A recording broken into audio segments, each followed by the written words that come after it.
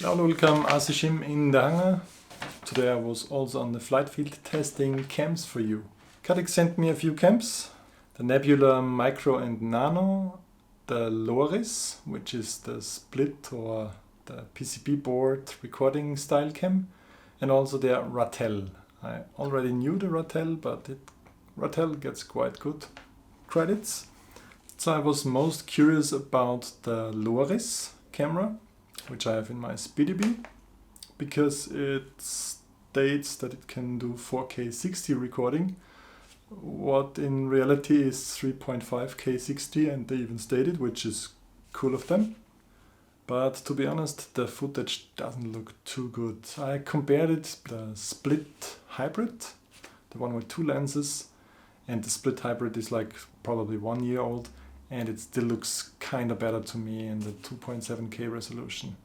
And the big advantage of a two-lens system is that the dedicated FPV cam really looks sharp and good and is fast, low latency, whereas the live feed from the CADDX Loris wasn't very pleasant. And it's very unpleasant if you fly in the 90 frames mode, which I did accidentally. Then it's just the frame rate doesn't match up and it looks weird. But even in the 60 frame modes, it's not too good. I did some latency measurements. This is the CADDX Ratel, and I found a latency of around 17 milliseconds this here. The image quality of the Ratel though is very, very nice.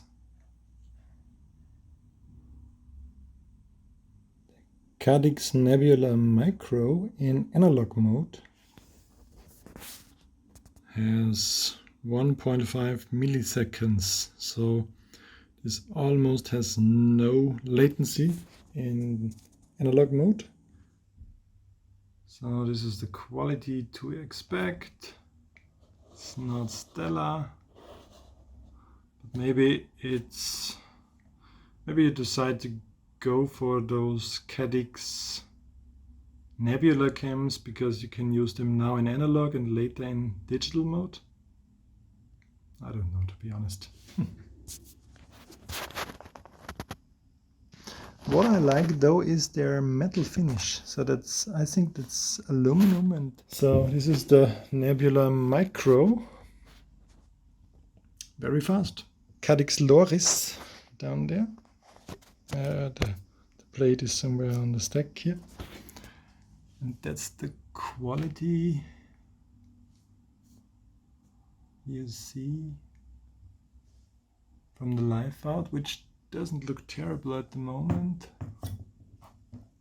But I didn't like it while flying. You just have to believe me. This, of course, it has an OSD like voltage and time. Voltage I'd be a fan of, yes. Video, you can hardly read it. Yeah. So apparently on my last flight I was in the 90 frames mode, so now this is 60 frames. So when you're in the 90 frames mode, the live out is really flickering and not nice. So try to stay in the 60 frames mode and NTSC. What bugs me a bit is, check out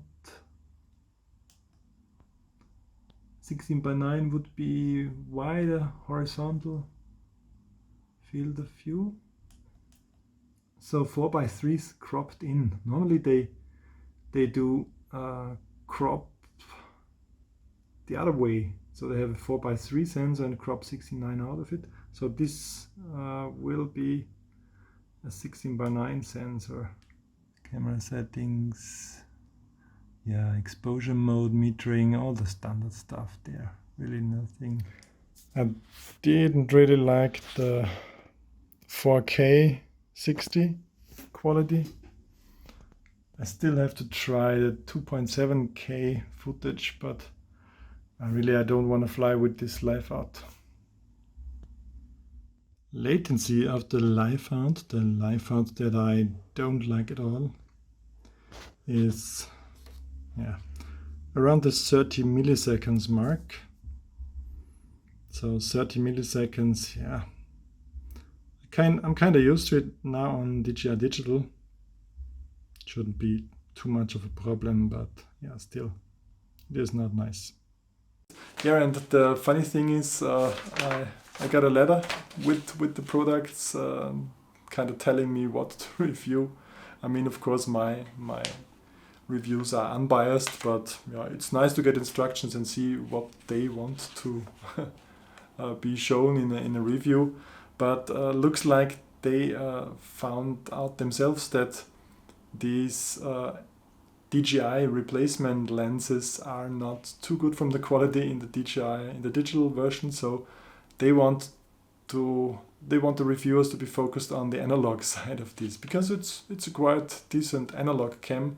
I just give you the points that they showed me. The Loris is very small, yeah, it's like 10 grams and tiny, so it's like a 20 mil stack plate.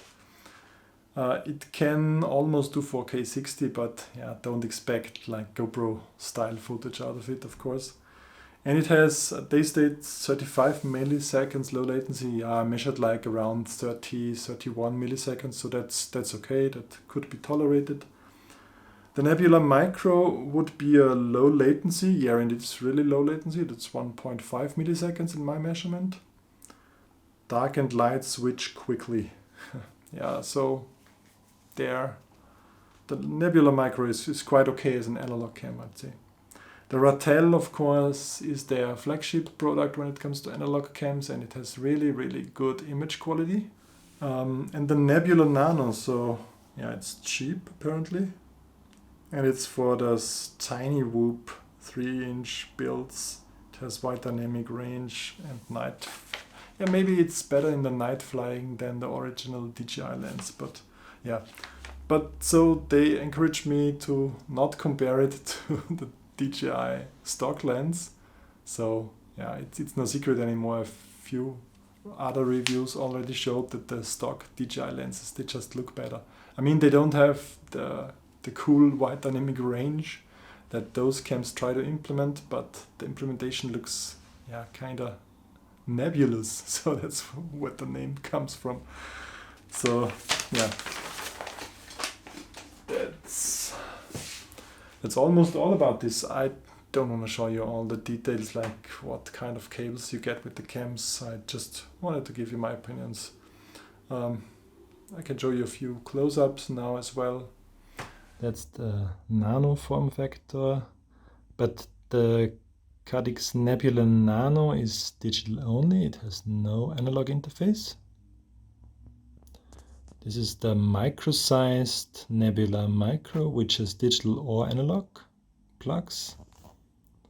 The yellow one is the Ratel, also micro form factor. It looks just looks nice.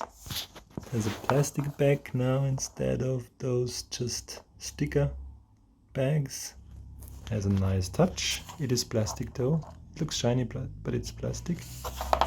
And for comparison, you have, yeah, that's what I meant with Runcam here, has just some stickers on the back, which is fine for protection maybe, but it looks a bit higher quality. But still, the Phoenix is a very good cam from Runcam. I tested this like a few months ago, and this for comparison is the bit smaller. Is it that much smaller? The Runcam Racer with a smaller lens at least.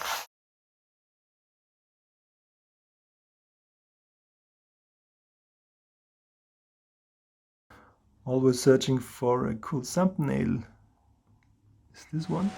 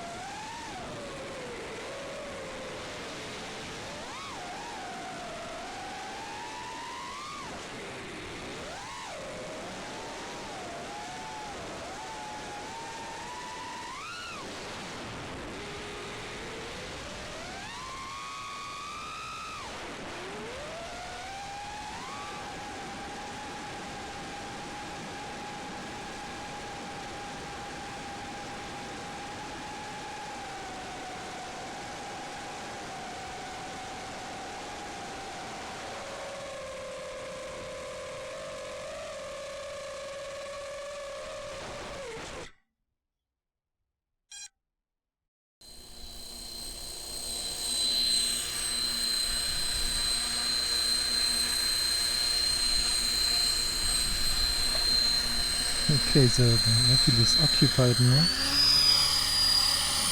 With a good cause. So my impressions about analog. Okay, that's the worst case. I didn't fly analog for a long time now. I fly with maybe a suboptimal picture from such a combined cam.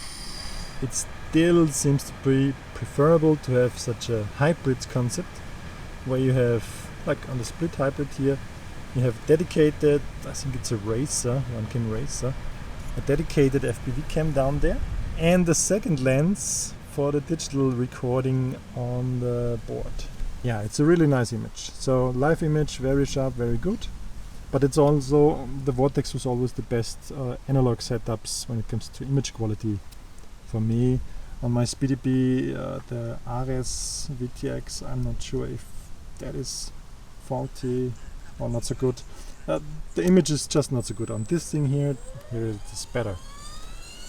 And the super cool thing here should be a recording of a Buzzard. Is it Buzzard in English? I hope so. Of a really cool air-to-air experience with a larger bird.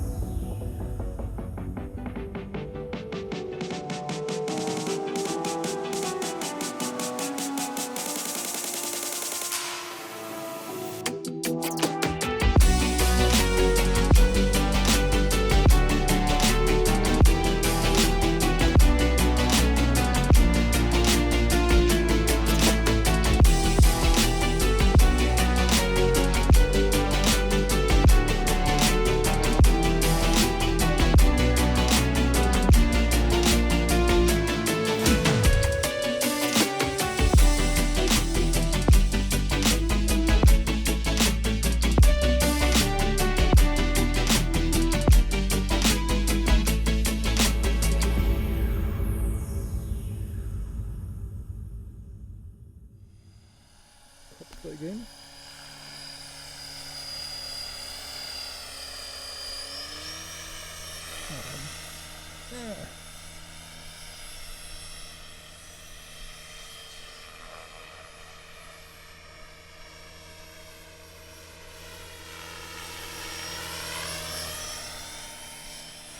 Until I measured it for you guys, I think I can say that the stubbies have a worse performance than those normal lollipops. Extreme crosshair and a 3-turn helical from ORT. So that's an easy to mount solution. And now I have to treat my eyes with some digital FPV. Thanks a lot for watching. Hope you liked this review. Hope Caddx liked it, because it was the first time they sent me stuff and I give them kind of negative critics, but you know, hope they can deal with this. I really like Caddx. I loved the turtle back then, and I really loved the Caddx Vista, so I think that's their best product. It's even better than the original DJI Air unit. And my theory is, I don't want to blame anybody, but my theory is that they are quite tightly bound with DJI. Maybe DJI invested some money and founded a little company like this. I don't know about this, but yeah, I'm really happy about the digital flying. And today, like, I tested with 3 different quads. I tested those cams and flew in analog. First, my SpeedyB build is really shitty when it comes to video quality. Live video quality. The Vortex is quite good, but still then I swapped my Fatsharks to the DJI goggles. Had a larger image and it was sharp to all the edges and so rich of color, so it was really a treat to the eyes. So I don't see me swapping back to analog anytime soon. And also I don't see me using the little CADDX Loris as a secondary, as a recording cam on my DJI builds. Maybe I try, but yeah, I just stick with the simplicity of the not so great quality of the DVR footage. But yeah, like you probably have seen my river run video, the image quality is okay, it's fine, it's nothing fancy, but yeah, if you want fancy video quality, strap on a GoPro 7 or 8 or fly around with your Mavics. But yeah, just to capture the cool feeling that you get with flying FPV drones, I think the DVR footage nowadays is really enough. So that's kind of it. Next video that I want to do while I have some free time in my week off that I took is I want to measure those antennas again. Hope to give you a good antenna comparison video soon. So thanks a lot for watching. Leave me some comments, I'm always happy to read them. Yeah, maybe I forgot something to mention about the cams. Let's discuss the cams in the comments if you like to. Subscribe if you aren't and hit the bell. Thanks for watching. See you next time. Bye for now. Please subscribe and also use the bell icon to get notifications when I upload new videos.